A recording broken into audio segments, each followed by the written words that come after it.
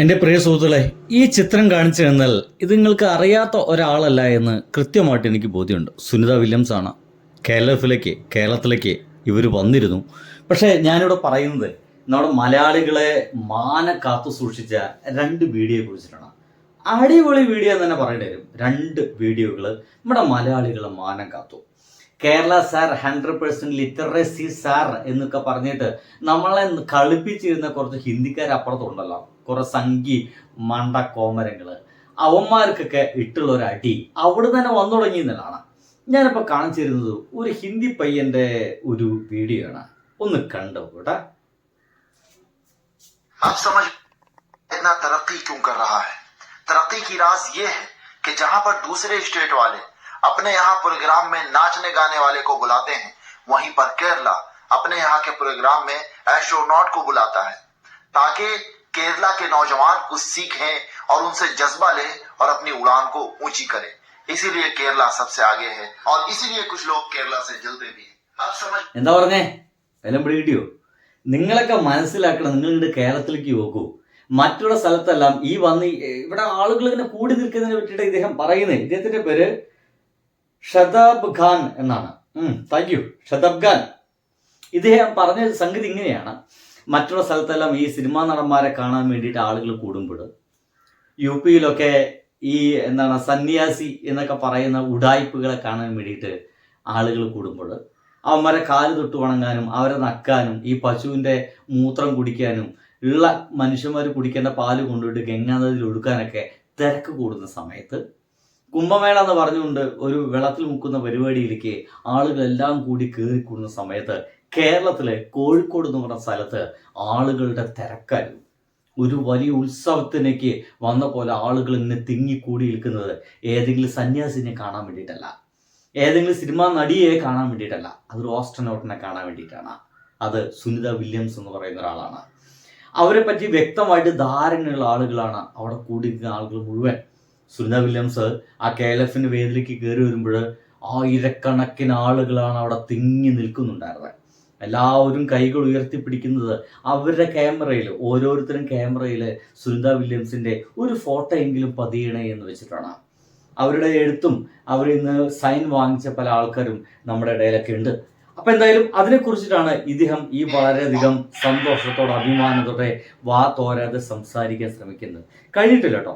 അദ്ദേഹത്തിന്റെ ഒരു വീഡിയോ കൂടിയുണ്ട് കേരളത്തിന്റെ നന്മയെ കുറിച്ചിട്ട്, കേരളത്തിന്റെ മതസ്വാതന്ത്ര്യത്തെ കുറിച്ചിട്ട്, കേരളത്തിലെ മതങ്ങൾ തമ്മിലുള്ള ആ ഒരു ഐക്യത്തെ കുറിച്ചിട്ടൊക്കെ അദ്ദേഹം വ്യക്തമായി സംസാരിക്കുന്നത്. നമുക്ക് ഓണം എന്ന് പറഞ്ഞ പരിപാടി എടുക്കാം.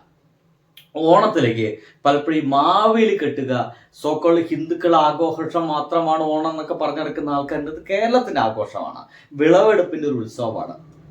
അങ്ങനെയുള്ള ആ ഒരു സമയത്ത് ഒരു രാജാവിന് നമ്മൾ കാത്തു നിൽക്കുന്ന ഒരു ദിവസം, അങ്ങനത്തെ ഒരു ഐതിഹ്യം കൂടി അതിന്റെ പുറകിലുണ്ടല്ലോ. എന്തായാലും അതവിടെ കിടക്കട്ടെ. ആ ഓണത്തിന്റെ സമയത്ത് ഒരു പക്ഷെ മാവേലി കെട്ടാൻ വേണ്ടിയിട്ടൊക്കെ തയ്യാറാവുക ചിലപ്പോൾ ഒരു മുസ്ലിം ആയിരിക്കും, അല്ലെങ്കിൽ ഒരു ക്രിസ്ത്യൻ ആയിരിക്കും. സോക്കോള് ഹിന്ദുക്കൾ തന്നെയാണ് മാവേലി കെട്ടുക എന്ന് വിചാരിക്കരുത്. മിക്കവാറും ചിലപ്പോൾ ഒരു മുസ്ലിം ഒക്കെ ആയിരിക്കും. ഓൻ ചിലപ്പോൾ ആരെങ്കിലും കണ്ടു കഴിഞ്ഞാൽ അസ്ലാം അലൈക്കും എന്നൊക്കെ പറഞ്ഞൊക്കെ വരും, ഒരു മടിയും കൂടാതെ. ഇനിയിപ്പോൾ ഓരോട് ആരെങ്കിലും അസ്ലാം അലൈക്കും എന്നൊക്കെ വലൈക്കും ഇസ്ലാം എന്ന് തിരിച്ചു പറയാൻ ഒരു മടിയും കാണില്ല എന്നുള്ളതാണ്. എന്തായാലും ഇവിടെ കണ്ടു നോക്കും. അങ്ങനത്തെ ഒരു വീഡിയോ കൂടി ഈ മനുഷ്യൻ ഷെയർ ചെയ്തിട്ടുണ്ട്.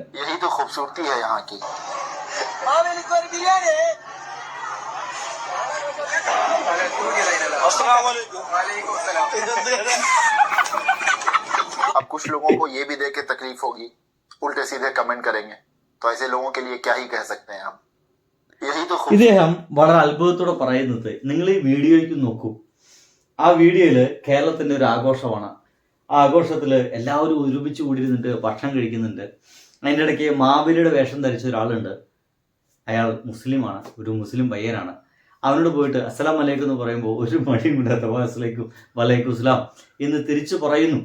എന്ന് ഇത് ഇയാൾ പറയുന്നത് ഇത് കേരളത്തിലേ നടക്കൂ, ഇത് കേരളത്തിൽ മാത്രമേ നടക്കൂ.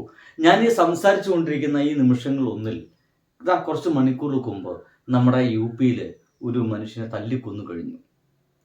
എന്തോ പശുവിനെ കടത്തിയെന്നോ മറ്റൊക്കെ പറഞ്ഞിട്ട് അതിൻ്റെ ക്ലീനറാണ്, ഡ്രൈവറൊന്നും കിട്ടിയില്ല, തല്ലിക്കൊന്നു കളഞ്ഞു, അടിച്ചടിച്ചു കൊന്നു കളഞ്ഞു.